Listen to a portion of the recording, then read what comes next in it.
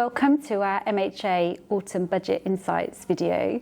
I'm here today joined with Tony and James to chat around the budget. Now we've read the detail the morning after. James, perhaps turning to you first, big bombshell around business property relief. Yeah, there's so much we could talk about. I suppose it's right to raise this first because, as Rachel said, it was the most unexpected measure in the budget.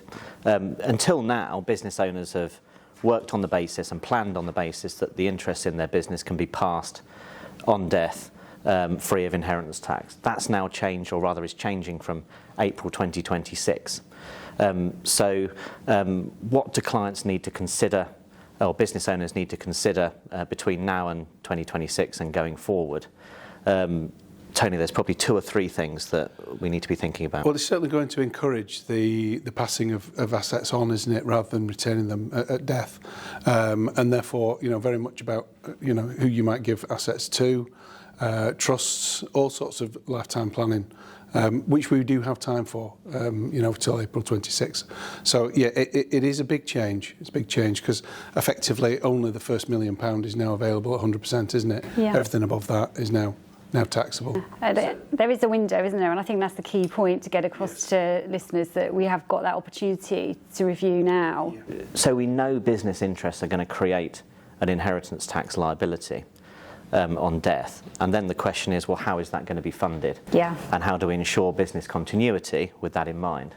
So we're probably thinking, first of all, business owners need to ensure that they are appropriately insured. Yes. To meet the liabilities, and that there's perhaps sufficient liquidity within the business to meet those liabilities.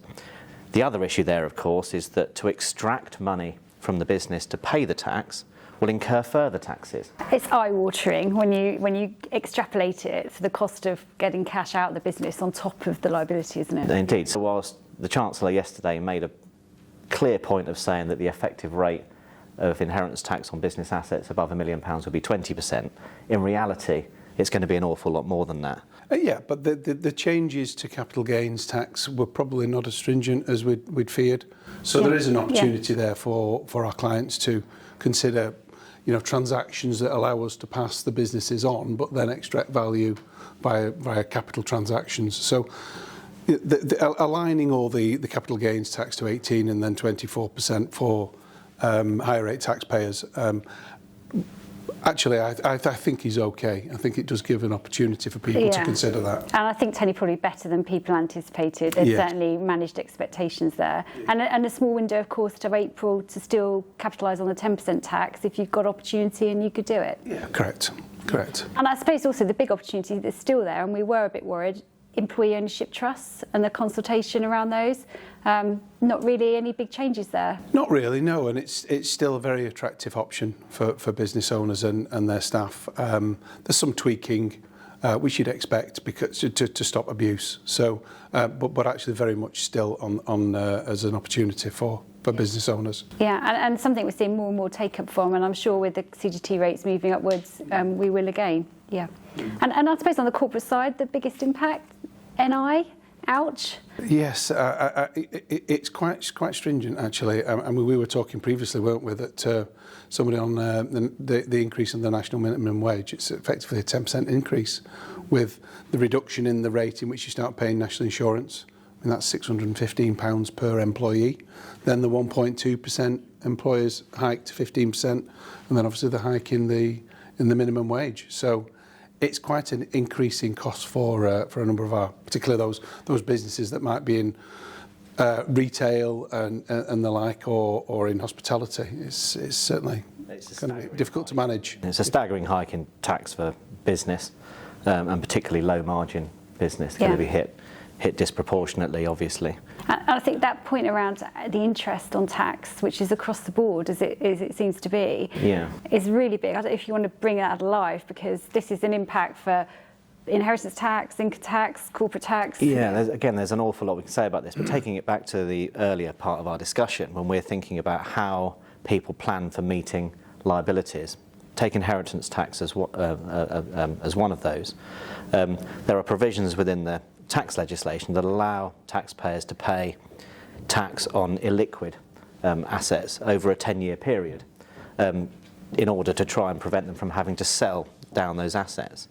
But if you consider that on top of the tax liability, there is now a higher rate of interest charged by HMRC on that late paid tax, and that rate is now going to be 4% above the Bank of England base rate, so 9% plus at the moment.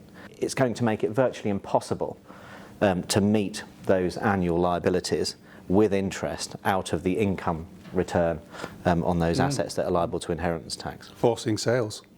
And perhaps maybe also on inquiry situations where you've got a difference of opinion with the revenue, which we know happens on a regular basis.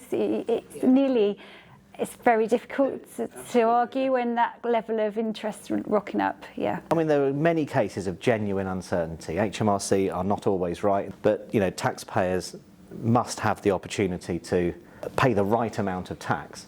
And we've been through many cases with HMRC where we've successfully negotiated inquiry situations, tax liabilities put forward by HMRC are not payable.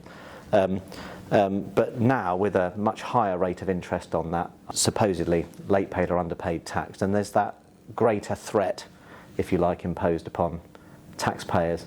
And it almost feels a bit like a bullying tactic. Yeah, I totally agree. I think it really is. And I think back to situations the last few years where if that had been in play, we wouldn't have got the right outcome for the client because they just wouldn't have wanted to roll that dice. And I think that is a general shift in tax law. And I know there is further detail to come around how they want to enhance HMRC's powers over the next few years. The main conversation about corporates was stability, wasn't it? It was about, the rates are the same for the rest of the Parliament, so you've got another 4 years at 25%. All the rules in relation to allowances on investment and capital allowances all the same. There was some consultation we're expecting on transfer pricing, which will affect cross-border transactions and actually hopefully take away the need to do it within groups within the UK. So that's welcome. But again, I suppose the corporate side, it's all about steady as you go. But is stability enough? When you consider our closest competitor, Ireland, at a much lower corporation tax rate, does stability do enough to encourage investment into the UK? Yeah, I think the mobility of workforce and clients already on the phone to me this morning saying they're really considering the level of staff they've got in their business. So it's a real significant cost, and I'm not sure stability is enough at the moment. Yeah. So on top of the inheritance tax changes around business, big changes on the pension front, and there's a lot of areas for inheritance tax we need to review now. Yeah, so we're told from April 2027, undrawn defined contribution pension funds will come within the charge to inheritance tax when they're passed on death. That's not come as a surprise, and frankly, I don't think many in the profession can argue against it in principle.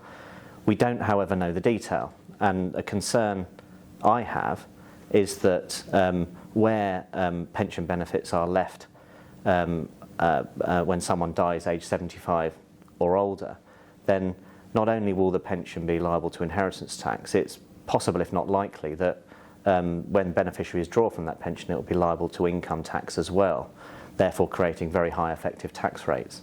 So probably we're going to move into an era, rather than encouraging our clients to retain pensions, and perhaps that's the last thing they access. We're probably going to be looking to access pensions much earlier and actually run down pensions by age 75, and certainly look at taking tax-free cash. I mean, how many times are we going to have pension changes? Yet more changes to pensions.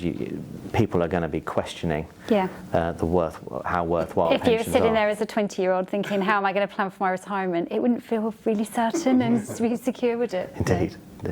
I'm delighted to be able to grab a few minutes of Alison's time today. Alison's our Head of Indirect Tax for MHA, and we're going to just have a chat about yesterday's announcements in the budget. Alison, so a few changes on the indirect tax side yesterday from the budget, but no big change in rate for you?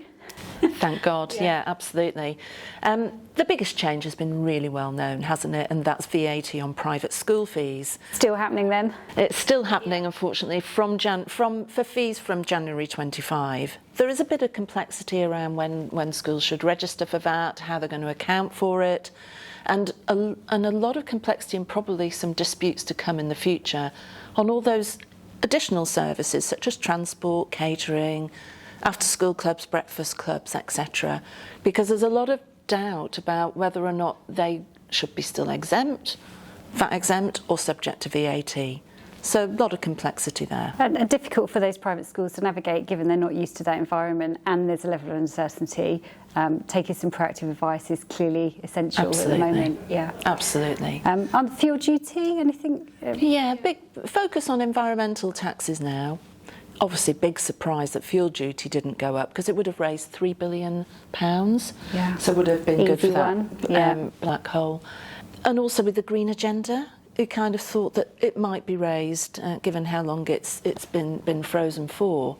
Air passenger duty, of course, was a much easier win for the government, with private jet passengers being hit the most from April 26. Yeah. But an easy win. An easy win for them, yeah. And e-invoicing, is that something for the future to think about? It is. That really will be affecting all businesses.